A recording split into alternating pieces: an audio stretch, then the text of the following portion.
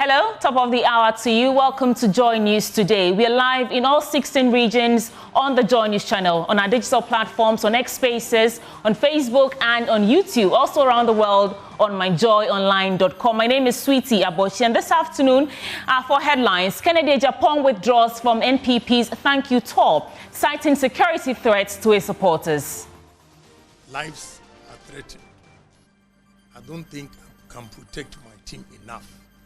So we want out so that Dr. Bawku can do his campaign tour. Meanwhile, a senior party member, Kojo Mpieni, calls on national executives to suspend the ongoing tour and form a committee to review the contents of Professor Michael Quay's report. And also in this bulletin, some lawyers slammed the Ghana Bar Association over its resolution calling for the reinstatement of the suspended Chief Justice, with some suggesting it brings the legal profession into disrepute. Don't want to believe that the members of the GBA who gathered at the Labadi Beach Hotel and took these decisions do not know about the position of the law. But the Ghana Bar Association only organized a mini conference to pressurize the president on this matter. We'll bring you more details on that. Also, the John Mahama administration comes under fire after more than 50 of its appointees defied the assets declaration deadline. We have more from former Auditor General Daniel Dumelovu calling for the whip to be cracked on the defaulters. In my considered opinion, the president should do the needful by dismissing all of them. Want to know who makes it on the list? We've got details from the Fourth Estate's investigations. Please stay with me. This is Joy News, independent, fearless, and credible. Details in a bit.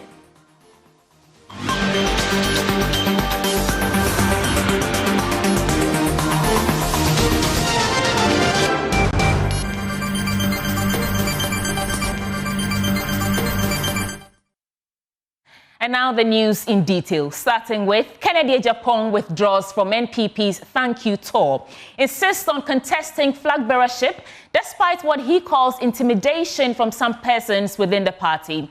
A 2024 presidential candidate aspirant, Agyapong, has formally withdrawn from the New Patriotic Party's ongoing thank you tour, citing security threats to his supporters as the reason behind the decision. Now, the move comes in the wake of a violent altercation in Kumasi, where a student from the Kwame Nkrumah University of Science and Technology was stabbed. The NPP stalwart insisted no amount of intimidation will make him forfeit a decision to contest the flag bearership again. Nana Ojima has more in this report. The New Patriotic Party's thank you tour of the country has been rocked with some controversies since its beginning. A young man whose name is being withheld is alleged to have been stabbed for resisting attempts by some party thugs to retrieve a gift of cash received from a friend of Agyapong. According to the politician, persons showing up for him at various venues of the party's thank you tour have often been threatened. He says his security details have signaled their inability to guarantee the safety of his entourage and others who troop to the various venues for his sake. Lives are threatened. I don't think I can protect my team enough. So we want out so that Dr. Bawku can do his campaign tour. I admit that he was the flag bearer. So if he's going round and for the sake of unity, he invites it and it turns out to be something different. I mean, we just have to stay away for them to do their own thing. So in brief, all I'm saying is my team is pulling out, but I still call for unity in the party. This will not scare me to leave the party. We built the party from 1990 till now.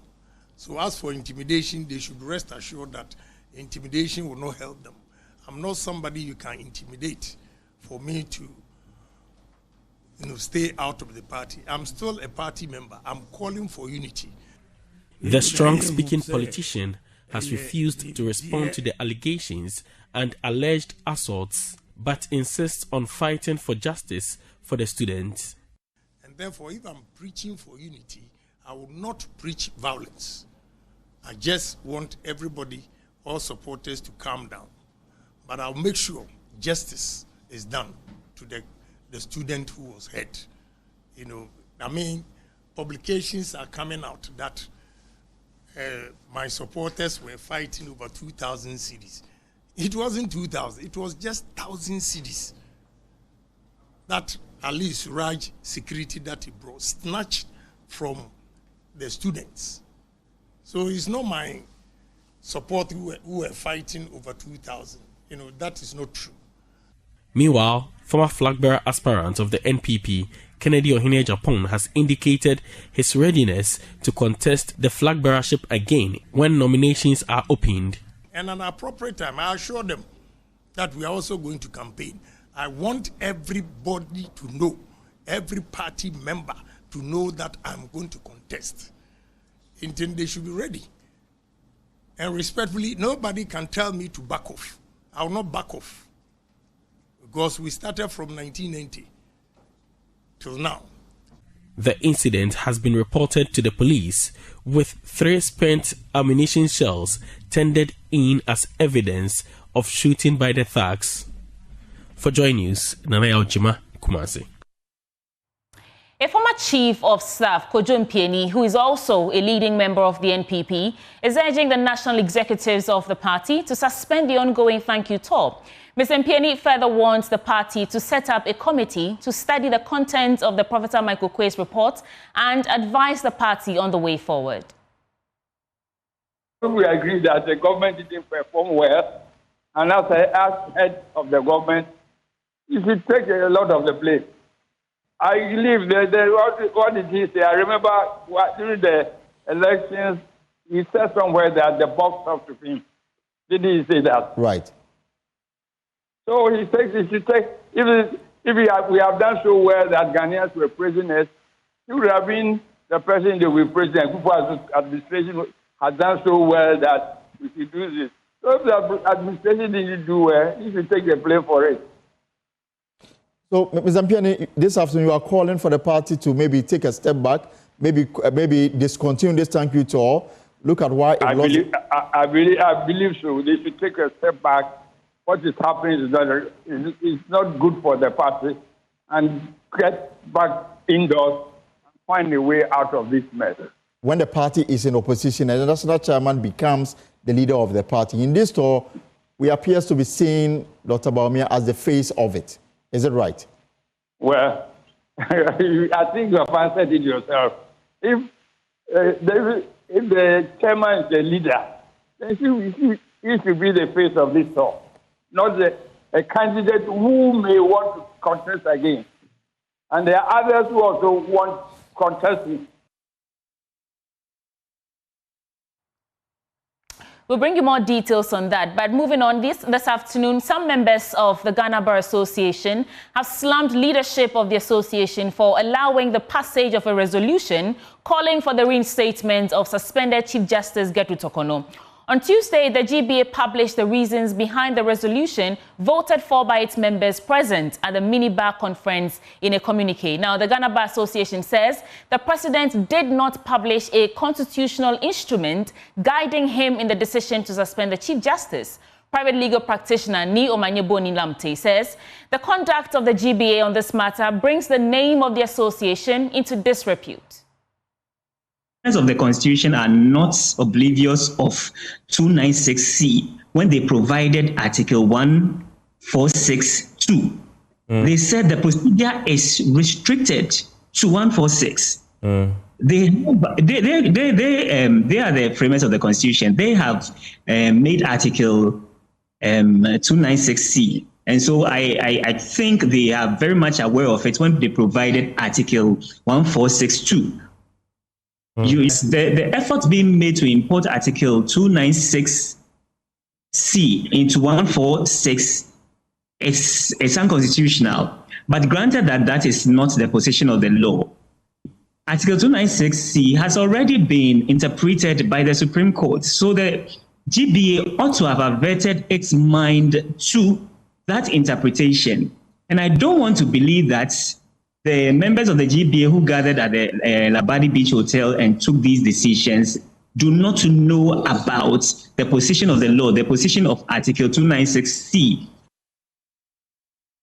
More on this, another lawyer, Alfred Papadakwa, says the GBA's resolution suggested that the president should have ignored the advice of the Council of State, to suspend the Chief Justice. The president was acting upon the advice of the Council of State. Yes, what it actually means is that it was based on the advice of the Council of State. So the GBA as an organization cannot come and make a point that the president should ignore the advice of the Council of State. That is actually what the GBA is saying, that the president should ignore the advice of the Council of State, which I find it very, very unfortunate. Now, number two, you would also realize that there is actually a pending application for the suspension of the order for suspension, or however you call it, at the Supreme Court. I stand to be corrected, but there is actually an application which was filed by Vincent Sifua on that matter. Now, if the GBA, which earlier on had issued a communique that we should be mindful on some of these discussions because the entire matter is sub judice. And just a few days after, the GBA, knowing very well that this matter is sub judice, comes out to now flout its own directive and make the point that the president should revoke the suspension. What it actually means is that the application now pending before the Supreme Court, which is to be heard later on in the month, has already been determined by the GBA, which is quite unfortunate coming from the Ghana Bar Association.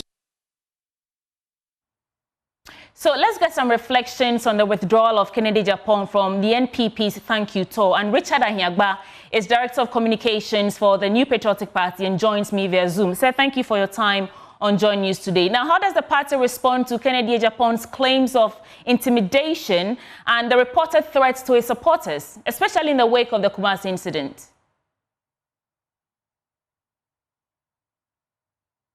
We're trying to engage Mr. Richard Ahiagba. If you can hear me, sir, please unmute.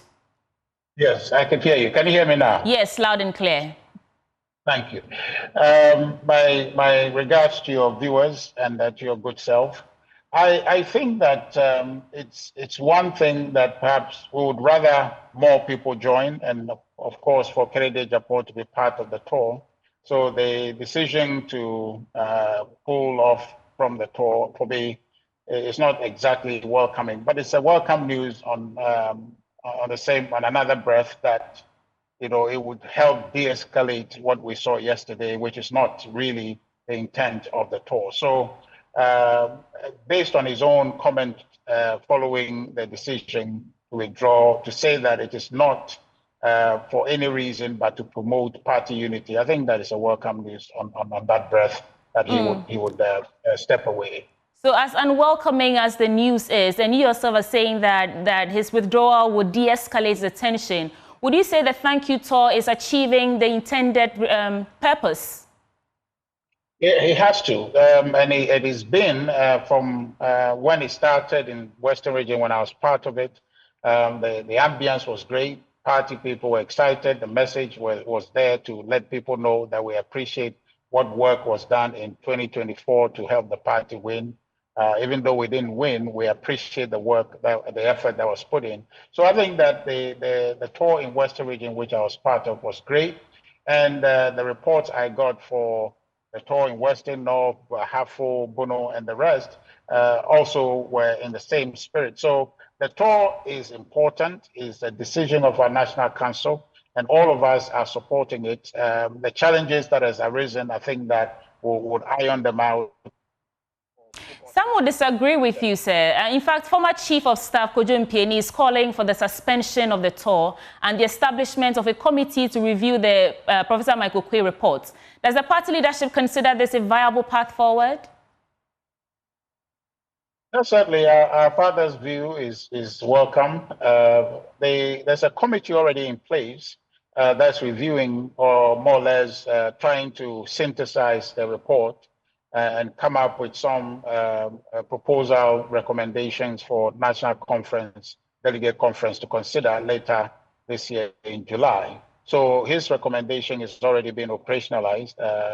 Immediately the report was presented, that committee was formed. On the other hand, the decision to call off the tour, I think that there's ideas that are coming. Rather than call it off, those ideas will be integrated, and what changes that are required will be made on the tour. Right. This morning, my understanding is that there was a meeting to address equally important matters, including some of the ones that you are hearing in the media. So there's every effort to ensure that the tour succeeds. And I believe that once is the decision of our National Council, all of us, well-meaning members of the party, must support it and must make sure it succeeds. Well, Mr. Agyapong is still determined to contest for flag bearership in the future primaries. How is the party working to ensure that all aspirants feel protected, heard, and fairly treated? Because he's talking about threats.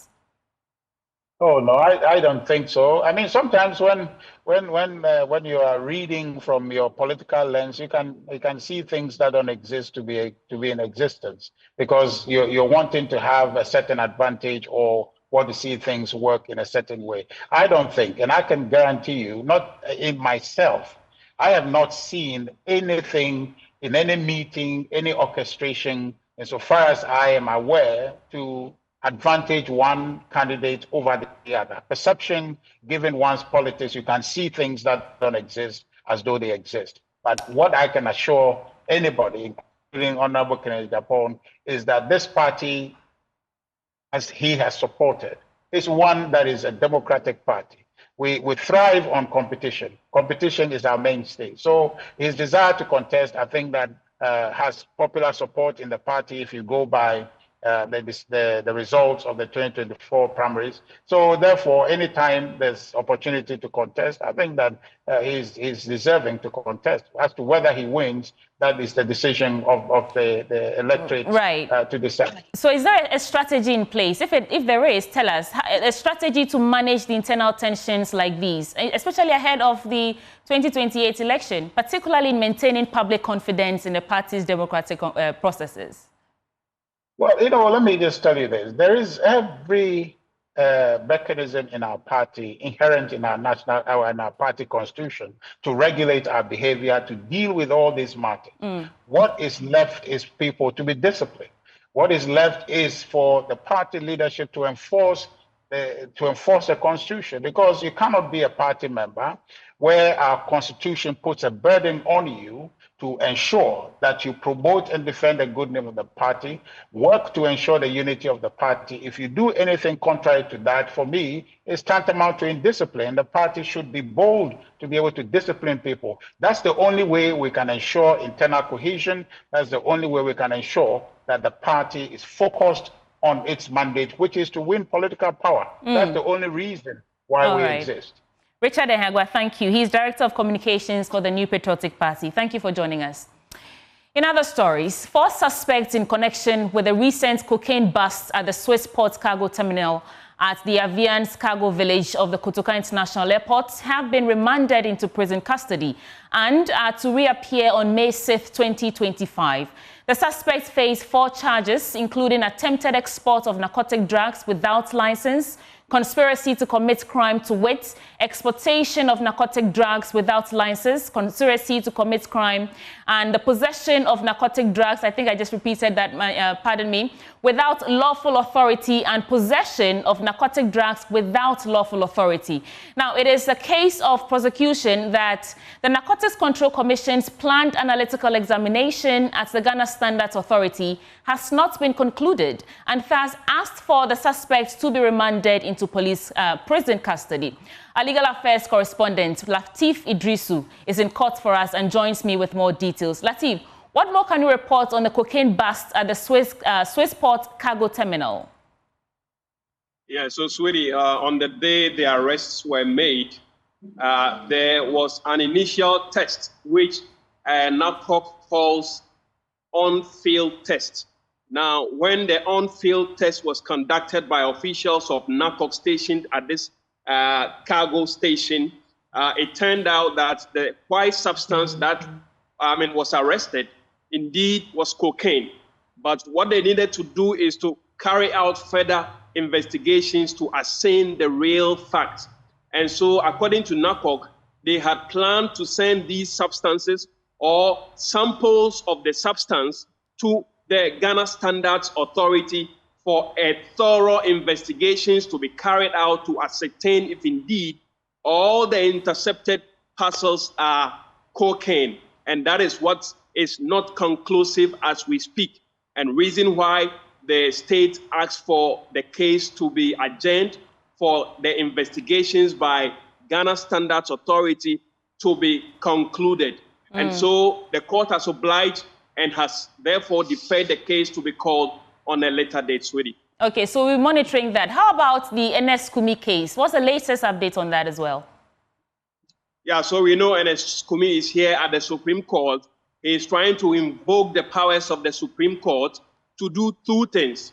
If you recall, NS Kumi was injuncted by a Koforidua High Court not to swear himself in or not to allow himself to be sworn in at Parliament as Member of Parliament for Akwetia.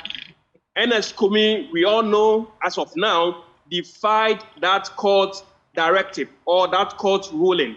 And so when he did that, the court therefore declared that he is a contemnor, which means he is in contempt of court. So now he faced two charges. After that, an arrest warrant was issued on his head. He is here at the Supreme Court asking the court to quash those two rulings by the Koforidua High Court. It was expected that today the court was going to deliver the judgment. It was a highly expected court, expectant spectators, and also parties to this particular matter. But when the panel convened, they made the case that the court is so packed, and I'm talking about the Supreme Court, is so packed with cases and that they are unable to hear this particular matter, and so has the court. I believe Latif is saying the case has been adjourned to a later date, and of course we'll bring you more details on that. That is Latif Idrisu, our legal affairs correspondent in court for us today. Moving on, President John Dramani Mahamat's administration is under fire as 55 of his appointees failed to comply with the March 31st, 2025 deadline to declare their assets and liabilities, despite a clear directive from the presidency. An investigation by the Fourth Estate revealed that 32% of officials appointed between January 15th and March 18th have ignored the constitutional requirement. Listen to President John Dramani Mahama caution his appointees at a Jubilee House event on February 18th. Modesty and prudence must be the guiding principle upon which you, myself, and our Vice President fashion our governance. The people of Ghana will hold us accountable for the trust that they have placed in our hands. It cannot be business as usual. We must be transparent and fair in all our dealings. The anti-corruption institutions will be empowered to investigate and deal with any appointee who falls foul of the law. I expect all of you to begin the process of declaring your assets. The Chief of Staff will announce the cutoff date by which time all eligible appointees should have deposited their assets declaration forms with the Auditor General. The failure by appointees to declare their assets has drawn sharp condemnation from former Auditor General Daniel Dumolovo, who is urging the president to crack the whip on the defaulters, warning that failure to act would embolden impunity at the highest levels of government.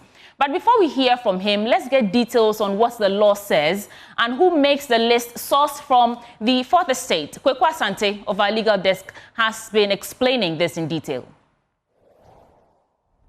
If you look at what the president did say early this year, he says, I have instructed the Chief of Staff to send word to all appointees to ensure that they declare their assets by the end of the first quarter of this year, that is by 31st March 2025. That is long gone, and so many of his appointees have failed or refused to comply with the directive of the president. And specifically, if you look at the data as we have been mining from this RTI request that did go to the Judicial Service, there are about 8 presidential staffers on that list. 8 persons who are presidential staffers, some of them very senior. Look at the name, Nathan Kofi Boakye. He's Director of Operations at the Jubilee House, and he was appointed on the January 15, 2025. He was with Mr. Domilovo on oral committee. Setakpa, a former finance minister, is a presidential advisor on economy. He was appointed on January 21. He has not declared. Nana Yajantwa comes on this channel sometimes. He's the presidential staffer, also appointed in January, has not complied. Samuel Ofosuampo, the former NDC national chairman, he is a senior policy advisor at the office of the vice president. He has also not complied with this directive that the president gave on this matter. Then it goes on, there are very higher up persons like 4 regional ministers and then 5 sector deputy ministers who haven't done so. If you look at the deputy ministers, Broja Jemfi, the Deputy Minister of Defense, was appointed on March 12. He is well within that deadline that the president gave for this thing to be done by the end of March. He hasn't done that. Alasan Suhini, MP for Tamale North, Deputy Minister for Roads and Highways, appointed March 12. He hasn't also done this. Rita Odole Sowa, Deputy Local Government Minister, hasn't also complied. John Dumelo, MP for Ayawasu West Wogon, appointed March 12, 2025, has also not complied. And then Charity Gardner, the Half Regional Minister, hasn't also complied. And then there are a plethora of other state institutions, about 38 of them who are on that list who haven't done so. Right. This is what the law says, and you've heard Mr. Domilovo refer to it. It says, a person who holds a public office mentioned in the Act shall submit to the Auditor General a written declaration of all properties, assets owned by him, all liabilities owned by him, whether directly and indirectly, and it shall be the responsibility of the officers to make the declaration, and that is to obtain the requisite forms to do so. And the declaration shall be made before taking office. That is the law. And in fact, there are those who have said that even the president breached that, because when he submitted his own declaration assets to the Auditor General, he had been in office for several weeks and in close to 2 months when he did make that. And then you ought to do that again at the end of every 4 years. So Daniel Domilovo wants the president to act swiftly. Take a listen. The first thing is that this is gross indiscipline and disrespect for the president. And in my considered opinion, the president should do the needful by dismissing all of them without exception, because the president made a public announcement which was followed by a directive from the chief of staff.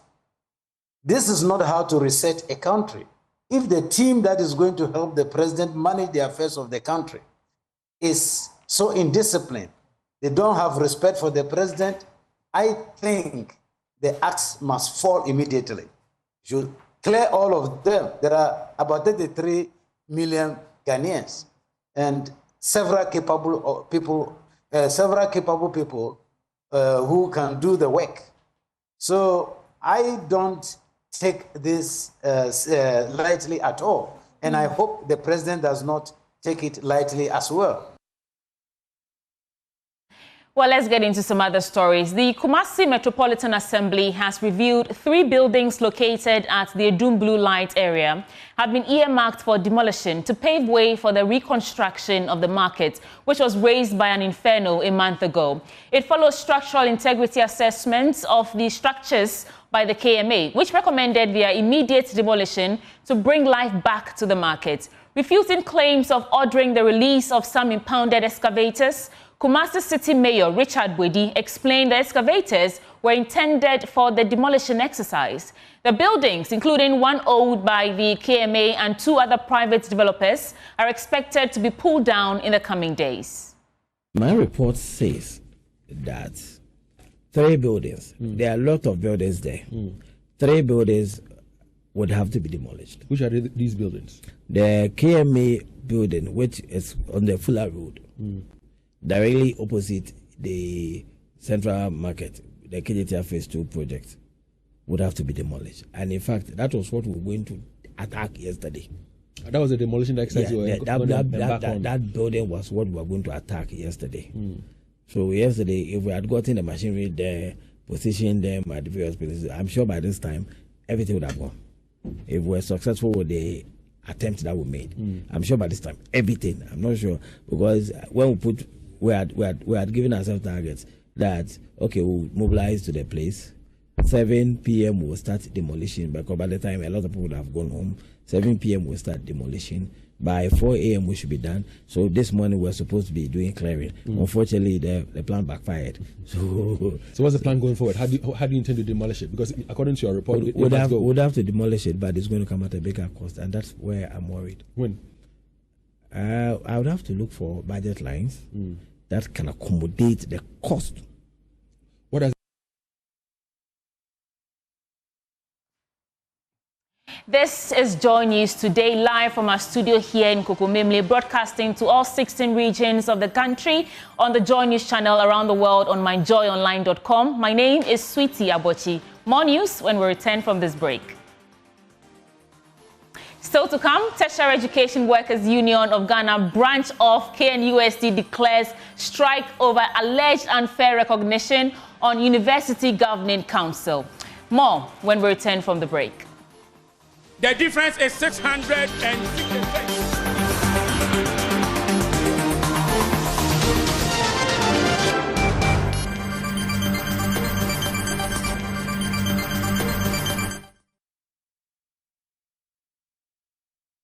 Welcome back to Joy News Today. The Kumasi Kwame Nkrumah University of Science and Technology branch of the Tertiary Education Workers Union of Ghana has declared an indefinite strike in protest against what it calls the unfair exclusion of its members from the university's governing council, following a decision by the Ghana Tertiary Education Commission to appoint a rival union, TEWU TUC, as the official representative. Let's take a listen to Chairman of the union, Charles Arthur, address the press. The union want to place on records that, 1, TEWU GH holds the majority membership of 789, whereas TEWU TUC membership is 123. The difference is 666 in favor of TEWU Ghana. 2, union representation on governing bodies per established labor norms and democratic principles must reflect the choice of the majority workers. 3, GTEC decision to recognize a minority union, TEWU TUC, over majority union, TEWU Ghana, is unjustifiable, biased, and undemocratic. 4, this action amounts to cheating and undermines labor freedom and collective bargaining rights protected by the Labor Act 203, Act 651, and the 1992 Constitution. We are baffled that GTEC, a regulatory body whose mandate includes promoting equity, quality, and fairness in tertiary education governance, would involve itself in such an unwarranted and illegitimate decision. This is not just about KNUST. It sets a dangerous precedent for all public universities in Ghana and risks escalating unnecessary tensions on campuses. The voice of the majority cannot be sidelined by administrative bias of Professor Ahmed Abdullahi Jinapo, the Director General of GTEC. We therefore demand the following: immediate withdrawal of TEWU TUC's appointment as the workers' representative on the KNUST Governing Council. 2, immediate recognition of TEWU Ghana as the rightful and majority union to represent workers' interests on the council. 3, a clear and transparent process from GTEC in dealing with union representation going forward with respect for democratic union choice. We call on the President, the Chief of Staff, Minister of Education, and all stakeholders to take urgent interest in this matter and help restore fairness and due process to tertiary education governance.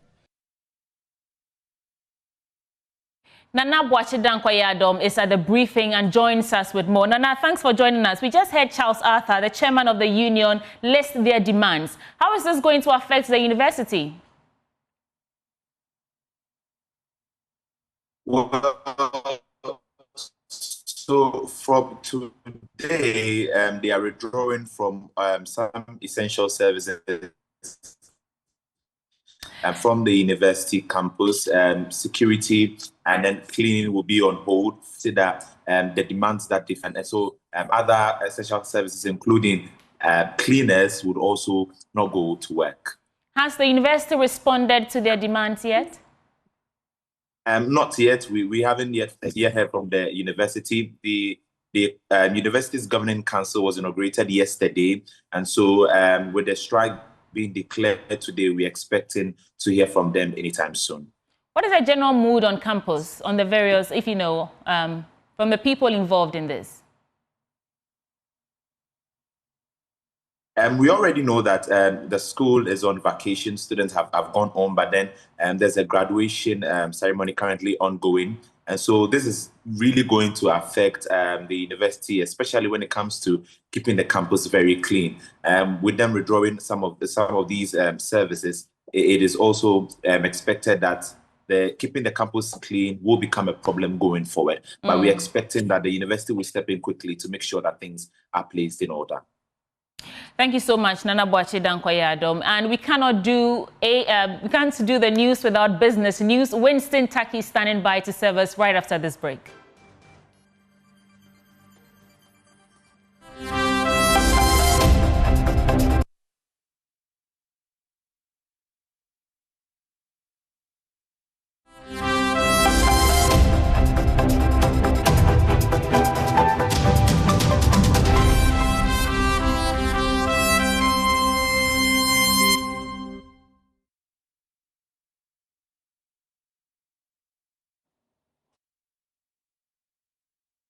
It's now time for business here on JoyNews Today. My name is Winston Taki, and our first business story. The Food and Agriculture Organization is celebrating 80 years of contribution towards eliminating hunger, addressing food insecurity and nutrition in member countries. Ahead of the celebration, FAO Assistant Director General and Regional Representative for Africa, Abebe Hill-Gabriel, reiterated their commitment to helping Ghana reach self-sufficiency and increase agricultural production. The Food and Agriculture Organization has been implementing major initiatives to improve agriculture and food production in Ghana. As part of its 80th anniversary celebration, FAO organized an exhibition aimed at highlighting their contribution towards sustainable agricultural development in Ghana. Speaking to the media, FAO Assistant Director General and Regional Representative for Africa, Abebe Hill-Gabriel, said more work needs to be done to help address the country's food insecurity challenge. There has been a lot of collaboration between Ghana and FAO, and together we have achieved a lot. And as I talked about the collaboration with other member countries, we have achieved a lot, but there is a lot to be done.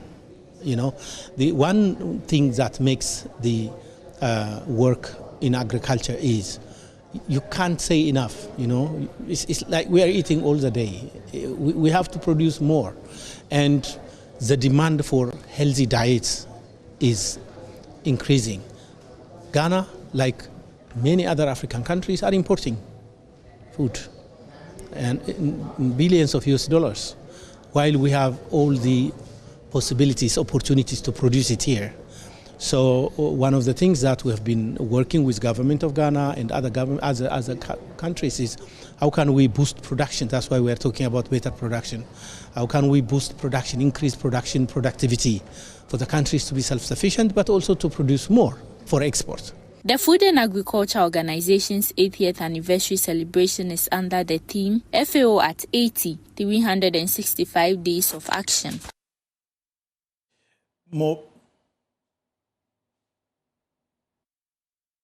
Moving on, Advance Ghana Enterprise Insurance and Turaco Insurance have collaborated to pay claim to the tune of 8.9 million Ghana cedis to traders affected by the recent Kantamanto market fire.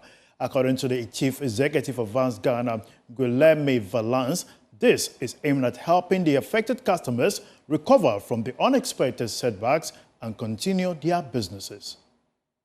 In all, 227 customers affected by the Kantamanto fire incident were paid claims to enable them recover their losses. Advance Ghana also donated an amount of 20,000 Ghana cedis to the Kantamanto Traders Union for the rebuilding of the market. Speaking to the media, Chief Executive of Advance Ghana, Guillaume Valence, reiterated their commitment to helping businesses recover from the disaster. When the fire occurred in January, it was a shock, and the next question was, okay, how can we not only pay claims to clients to enable them to think about something else than just repaying their loan, but also what we can do for them to be back to business as fast as possible. So, of course, we paid the claims. We said it earlier, 227 for almost 9 million Ghana cedi. But the next question was, can we disburse loans for them to restart their business as fast as possible? So as I speak, out of the 227, about 130 people were eligible, and close to 60 people got a restart loan, over 2.5 million total. And we are doing that because this is business of Ghana. So if we support petty traders, if we support small businesses, we support Ghana. Deputy Commissioner at the National Insurance Commission, Bernard Ohimemba, urged insurance sector players to increase the payment of claims to more affected persons and also rope in more people from the informal sector. For us, what has happened today is significant, but it doesn't end here. As I mentioned, we'll encourage the partners to look at covering more people than the 227. So that if 8,000 people get affected in a fire, you should be seeing more people getting benefits. But let me signal that as a commission, beyond traders, we're looking at farmers, we're looking at other people in informal occupations. We are forging the partnerships that would develop products that are tailored to farmers. So that, for example, if there's floods in the country, you should start seeing farmers getting insurance support so they can get back on their feet. Advance Ghana also urged customers to prioritize insurance products to minimize the impact of such incidents on their businesses. That's all for business. For more updates, watch the marketplace at 1 p.m. for more business across the world. My name is Winston Taki. Up next is sports.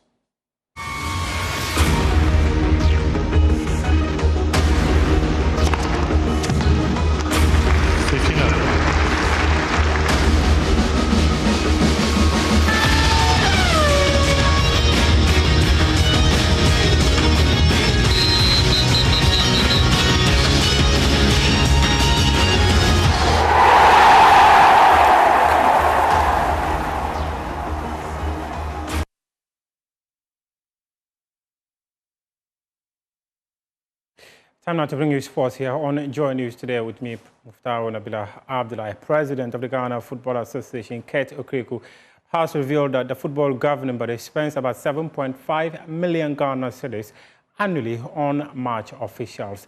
In recent times, reports have suggested that referees have decided to withdraw their services from the Ghana Football Association, and the president says that his office is committed to ensuring that referees' areas are settled.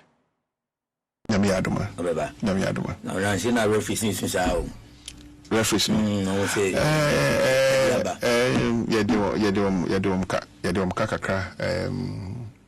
And I said but we are working around the clock to fix it. To be honest, say when I have finished serving and I'm gone, people call for more football should always remember me for my honesty to them. Last year around this time, last year around this time, wow. This year, challenges because of non-payment by start times, and that has delayed or that has affected your cash flow. Having said that, I think we have a very good working relationship with all the referees and all our match officials, and the FA will not stop at working towards making sure, say, sometimes people don't know the quantum of money you're spending on match officials. Don't forget, say, over Premier League now, GFA and the match officials, club no NCA. Over Division 1 now, GFA and the chair, Sakano GFA. Over Women's Premier League, GFA and the chair. Over regional level now, GFA contribute to 300,000 Ghana cedis towards the payment of officiating. Now, overall, no, in a year, GFA is spending 7.5 million Ghana cedis on match officials alone. Wow. 7.5 million Ghana cedis on match officials. GFA no absorbs our cost no of our clubs. I don't know when I said you see that Ghana football, but every year GFA absorbs 7.5 million Ghana cedis. Usually, and they say clubs and they're spending on match officials. But GFA under my leadership, under the leadership of the ESCO, I absorb the cost of our clubs. So that was Kato Kreko speaking to our sister station, Asempa FM. And that is your sports for now. We do have more sports stories on my joyonline.com. We appreciate your time.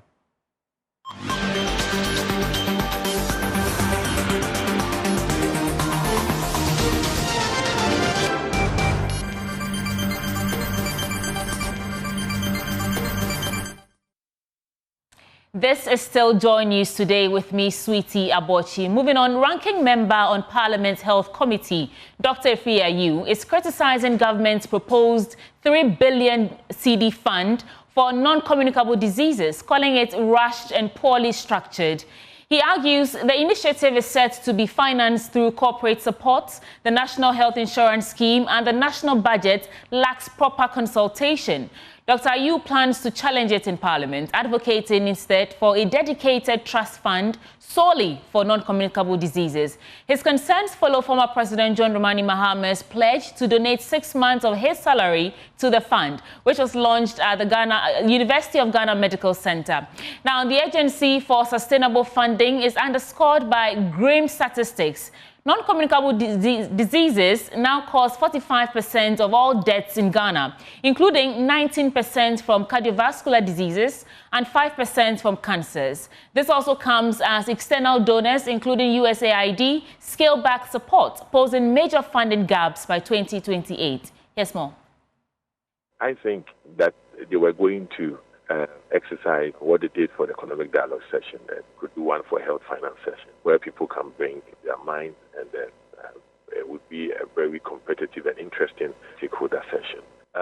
So really, I don't see it as a novelty if indeed it's just going to look at cases that are purely clinical, and that can be taken, that is a duplication in terms of what the law is saying, financing healthcare in the country. You're looking at, for instance, their own manifesto promise talking about stemming the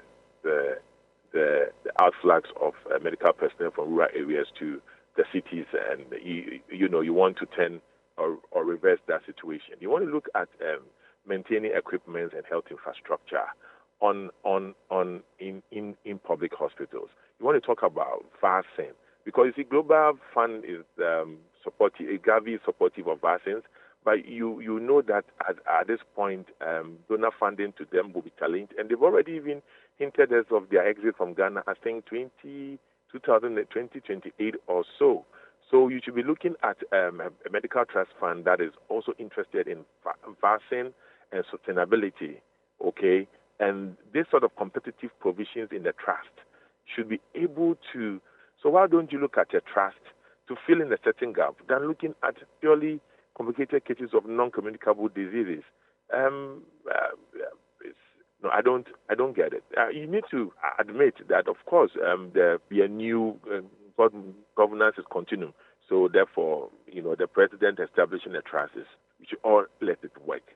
But in terms of work, in terms of what they are thinking, I think it's more narrowed, and they should broaden the scale for a dialogue forum so we can all share and help them for it to work.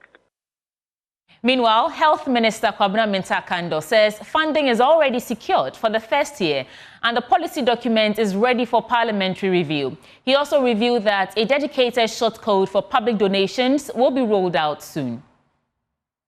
So Agenda 111 is very popular in this country, and as I have always indicated, we have health infrastructure deficit in the health sector, but unfortunately, the way Agenda 111 was started and operationalized, or if you like, implemented, was not the best. And so it has left a lot of challenges in the sector. Initially, it was at the presidency, but now His Excellency John Dramani Mahama has brought it back to the ministry. Okay. And so he has access that we should what do you call it? We should audit the whole Agenda 111 project, because at the moment, not less than $400 million have been sunk into this project. Right. Meanwhile, not a single one of them is in operation as I speak to you. Okay. If we had decided that we're going to stagger the construction of these hospitals, this $400 million alone would have completed not less than 20 of these hospitals, and it would have been in operation by now. Right. And so it's a huge challenge. We are assessing the situation. What we need at the moment is a way forward, the solution, which... The last time we heard about it, the figure was mentioned, $1.7 billion or something. Is this still the figure you are working with? So the overall figure for the completion of all the projects was around between 1.7 to 1.9 billion, okay? And now, out of it, about 400. So we need between 1.5 to 1.7 billion dollars to be able to finish everything. And how are we going about funding? Yes, so that is why I don't want to preempt the audit and then the blue. Lastly, in this bulletin, the Bawku peace mediation at the Meisha Palace in Kumasi has been postponed to next week following an initial engagement between the Asantehene Otumfuo Osei-Tutu II and representatives of the factions involved in a protracted conflict. Day one of the mediation process on Tuesday saw the Asantehene meeting separately with leaders of the Mampusi and Kusasi groups in a closed-door session aimed at setting the tone for a peaceful dialogue. JoyNews sources say the meetings were cordial and productive. Sources confirmed the postponement, citing the need for further consultations and preparation to ensure a more structured and inclusive dialogue in the next session. And that's it for JoyNews Today. For more news, do log on to myjoyonline.com for more news stories. My name is Sweetie Abochi. Many thanks for your time. Bye for now.